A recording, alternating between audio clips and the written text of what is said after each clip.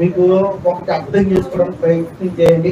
మంచి ఎండాకాలంలో సప్పి వేసింది అనుకుని వెళ్తున్నారా?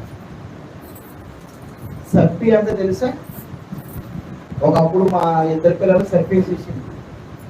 డాక్టర్ గారు అన్నారు, డాక్టర్ గారు మీ యొక్క కర్మ ఏం చేస్తాం, మీ బాధ అనుభవించాలన్న.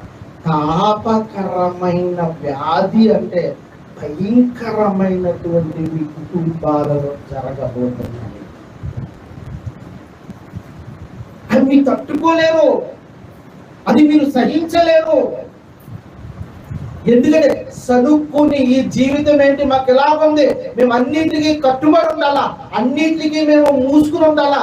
ఇదిగో అన్ని విషయాలు అందరూ పాపం చేస్తున్నారు, మేం చేస్తే తప్పేంటని చదువుకుంటే మీ జీవితాల్లో కుటుంబాల్లో చూడకూడని తాపకరమైన వాటిని చూడబోతున్నారు.